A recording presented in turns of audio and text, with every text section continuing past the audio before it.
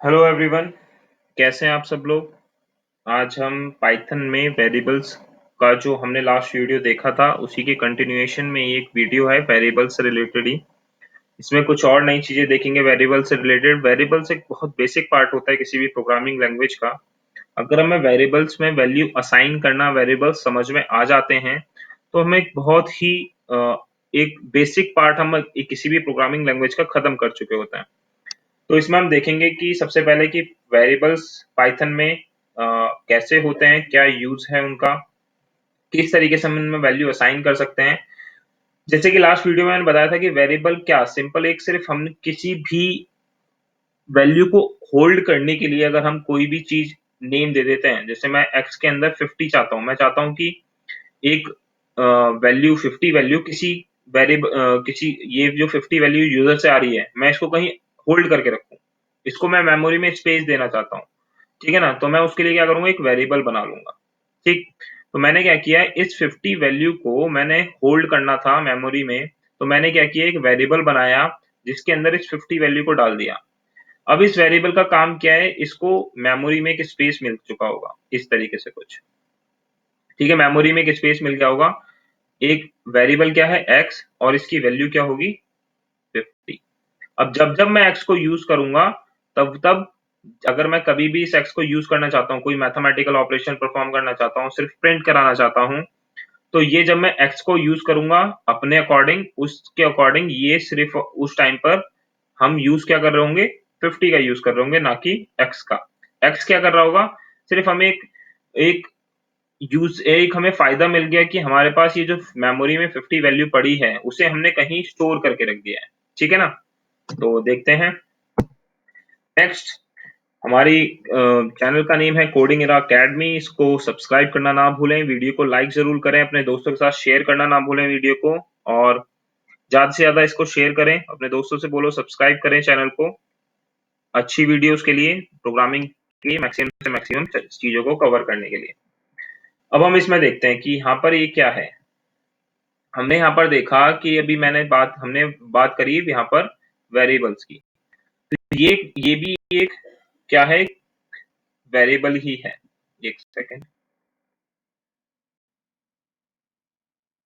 ये भी क्या है, ये भी एक वेरिएबल्स ही हैं जो कि मैंने बनाए हुए हैं पहले से ही। ये क्या करेगा, यहाँ पर ये क्या कर रहा है, ये x equal to Y equal to Z equal to 50 लिखा हुआ है। यहाँ पर ये क्या हो रहा है कि ये तीन वेरिएबल्स, ये तीन अलग अलग वेरिएबल हैं जिनको सेम वैल्यू असाइन करेगा। मतलब यहाँ पर ये 50 इस x को भी असाइन होगा, ये 50 इस y को भी असाइन होगा, और यही 50 इस z को भी असाइन होगा। मतलब यहाँ मैंने x इक्वल टू 50 वाला स्टेप, जो मैं पीछे क्या कर रहा था, अभी मैंने तुम्हें एक लिख के दिखा ना, x इक्वल टू 50 और y इक्वल टू 50, इस तरीके से ना लिखने की जगह तीनों को एक साथ ही सेम वैल्यू असाइन कर दी है। मतलब जब मैंने ये नीचे यहाँ पर प्रिंट कराया है इसको, तो x की वैल्यू क्या प्रिंट करेगा, 50 प्रिंट कर देगा आउटपुट में। y प्रिंट y कराया है तो y को भी में भी 50 आउटपुट प्रिंट कर देगा, z में भी क्या करेगा, 50 ही प्रिंट कर देगा।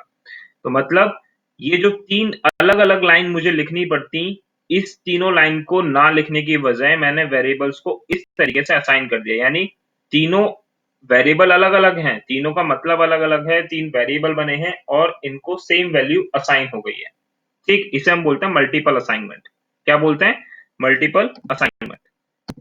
नेक्स्ट देखते हैं डिलीट, कि कोई भी वेरिएबल डिलीट कैसे हो सकता है। अब देखो, मैंने एक वेरिएबल बनाया जिसकी वैल्यू 50 रखी। ठीक है ना, मैंने एक वेरिएबल बनाया था जिसकी वैल्यू क्या थी, 50 थी। एक सेकेंड, एक वेरिएबल बनाया जिसकी वैल्यू 50 थी। अब एक ये वेरिएबल है एक्स, एक्स की वैल्यू 6 है। मैंने इसको प्रिंट कराया, प्रिंट क्या करेगा, ये एक्स की वैल्यू को प्रिंट कर देगा 6, एक्स को क्या प्रिंट कर देगा, 6। अब मैं चाहता हूं कि इस एक्स को डिलीट करना, ये डेल, मैं यूज करूंगा डेल, DEL। डेल के बाद मुझे क्या करना है, सिर्फ और सिर्फ वेरिएबल का नेम लिख देना है, जो भी वेरिएबल का नेम है। जैसे यहाँ पर वेरिएबल का नेम एक्स है तो मैंने एक्स लिख दिया। अब जैसे ही मैंने एक्स लिखा है तो ये क्या करेगा, जो एक्स वेरिएबल है इसको जो मेमोरी मिली हुई थी ये उसको वहीं से ही डिलीट कर देगा। जैसे यहाँ पर मैंने बताया था कि एक्स को एक मेमोरी मिल चुकी है जिसमें 6 पड़ा हुआ है। ठीक है, एक लोकेशन पे हमारी मेमोरी में लोकेशन पे 6 है जिसका नेम क्या दे दिया इन्होंने, एक्स दे दिया। जब मैं एक्स को यूज करता हूँ तो ये क्या प्रिंट करता है, वैल्यू प्रिंट करता है। तो ये क्या करेगा, इस एक्स को ही डिलीट कर देगा मेमोरी से ही फ्री कर दिया। मतलब अब जब भी मैं इस एक्स को यूज करने की कोशिश करूंगा सेम प्रोग्राम के अंदर, या तो मैं दोबारा से एक्स को ऐसे जैसे मैंने यहां पर डिफाइन किया है वैसे डिफाइन ना किया हो, अगर मैं इस एक्स को यूज करने की कोशिश करूंगा डिलीट करने के बाद, तो ये कहेगा कि इसके पास एक्स नाम का कोई वेरिएबल है ही नहीं। मतलब मैं अभी एक लाइन ऊपर तक यहाँ पर एक्स को यूज कर रहा हूं तो ये आउटपुट प्रिंट करता है 6, बट मैंने यहाँ पर डेल लिखने के बाद एक्स लिख दिया, तो ये यहाँ पर इसको क्या करेगा, इस एक्स को डिलीट कर देगा मेमोरी से। अब जब मैंने लिखा प्रिंट एक्स, तो यहाँ पर ये आउटपुट 6 ना देके ये बोलेगा कि मेरे पास एक्स नाम का कोई वेरिएबल है ही नहीं। मतलब इसने क्या किया, डेल ने क्या किया, इसको मेमोरी से ही डिलीट कर दिया। अब हमारे पास एक्स है ही नहीं। अब मुझे एक्स यूज करना है तो मुझे दोबारा से एक्स को कोई वैल्यू देनी पड़ेगी, एक्स नाम का एक वेरिएबल बनाना पड़ेगा और मैं उसको कोई वैल्यू दूंगा तब मैं उस एक्स को यूज कर सकता हूँ। अदरवाइज कंपाइलर हर बार एक ही बात बोलेगा कि उसके पास एक्स नहीं है। नेक्स्ट देखते हैं, नेक्स्ट क्या है। नेक्स्ट है कि एक साथ हम मल्टीपल वेरिएबल्स को प्रिंट कैसे कर सकते हैं। अभी तक हमने देखा जितनी भी वीडियो है उसमें हमने क्या देखा है कि हम हर बार प्रिंट के अंदर सिंगल वेरिएबल यूज कर रहे थे। यहाँ पर हमने दो डिफरेंट डिफरेंट वेरिएबल्स बनाए हैं, ठीक है, दो डिफरेंट डिफरेंट वेरिएबल्स बनाए। ए की वैल्यू 5 है और बी की वैल्यू 6 है। अब जब मैं प्रिंट ए कॉमा बी करूंगा तो यह आउटपुट देगा। ये क्या करेगा, ये एक साथ दोनों वेरिएबल्स की वैल्यू को प्रिंट कर देगा स्पेस देके इस तरीके से। ये पहले 5 प्रिंट कर देगा, बाद में 6 प्रिंट कर देगा। तो एक साथ में एक से ज्यादा वेरिएबल्स को प्रिंट कर सकता हूं अगर मैं चाहता तो इसके आगे ए कॉमा बी कॉमा सी भी कर सकता था। तो ये ए कॉमा बी कॉमा सी क्या करेगा, तीनों वेरिएबल्स की वैल्यू को प्रिंट कर देता है स्पेस के साथ में। बात समझ में आई। तो हम एक साथ एक से ज्यादा वेरिएबल्स को प्रिंट कर सकते हैं। अब देखते हैं, चलो इसको प्रोग्रामेटिकली देख लेते हैं एक बार। अब हम इसको प्रोग्राम्स के थ्रू देखते हैं, प्रोग्राम बनाते हैं। यहाँ पे एक प्रोग्राम पहले से बना रखा था मैंने, मैं इसको वीडियो को रिकॉर्ड कर रहा था, उस समय रिकॉर्ड नहीं हो पाई थी, कुछ इश्यू आ गया था। तो देखते हैं यहाँ पर प्रोग्राम बना के देखते हैं। यहाँ पर मैंने क्या किया कि एक वेरिएबल बनाया a इक्वल टू 10 और उसको प्रिंट कर दिया, ठीक है। अब जब मैं उसे रन कराता हूँ तो आउटपुट आती है 10। बेसिक है, लास्ट वीडियो में भी देखा था। अब मैंने क्या किया है, यहाँ पर फिर से a की वैल्यू ली है और इस बार मैंने a की वैल्यू दे दी है 20। अब मैं प्रिंट करूंगा तो ये क्या करेगा, a की वैल्यू को 20 प्रिंट कर देगा। सॉरी, यहाँ पर a देना है। यहाँ पर जब मैंने प्रिंट किया तो अब इसने पहले ये वाला प्रिंट की वैल्यू प्रिंट करी, फिर इस वाले प्रिंट की वैल्यू प्रिंट करी। अब हमने देखा जो multiple assignment a equal to B equal to C equal to 40 दे दिया, ठीक है। अब मैंने प्रिंट कर दिया a comma B comma C. तो अब ये क्या करेगा, तीनों को अलग अलग वैल्यू दे चुका होगा, तीनों को अलग अलग वैल्यू दे दिए। a की वैल्यू 40 प्रिंट कर दी, b की वैल्यू भी 40 प्रिंट कर दी और c की वैल्यू भी 40 प्रिंट कर दी। अब देखो यहाँ पर हमने मल्टीपल वेरिएबल्स एक साथ प्रिंट किए कॉमा लगा के। यहाँ पर हमने सिर्फ कॉमा से सेपरेट किए वेरिएबल्स के नेम, और यहाँ पर ये क्या कर रहा है, आउटपुट में स्पेस के साथ इसको सेपरेट करके प्रिंट कर दिया, ठीक। इसमें वेरिएबल्स अभी ये तीन तरीके तो हमने अभी देखे। इसमें वेरिएबल की वैल्यू हम इस तरीके से भी दे सकते हैं, a कॉमा बी कॉमा सी।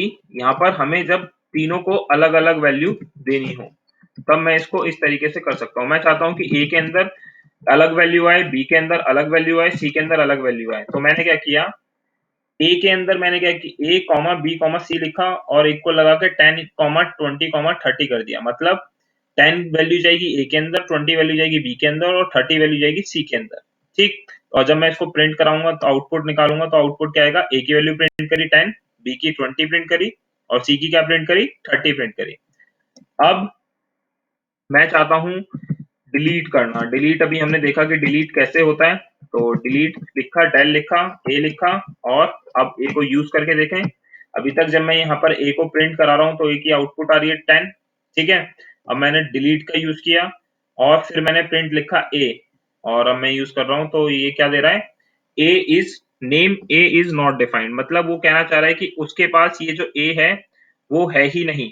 यहाँ मतलब एक लाइन नंबर 11 में ए की वैल्यू प्रिंट हो रही है, बट जैसे ही मैं डिलीट यूज करता हूँ तो उसके बाद क्या है, वो इसके पास ए की वैल्यू है ही नहीं, मतलब उसने क्या कर दिया, ए को मेमोरी से ही डिलीट कर दिया है, अब उसके पास ए नहीं है।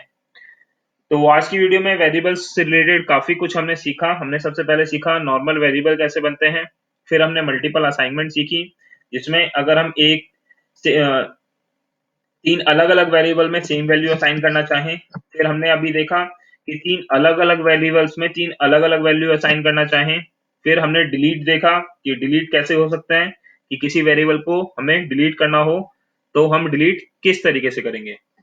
तो आज की वीडियो में बस इतना ही, जल्दी मिलते हैं नेक्स्ट वीडियो के साथ में। जय हिंद, जय भारत।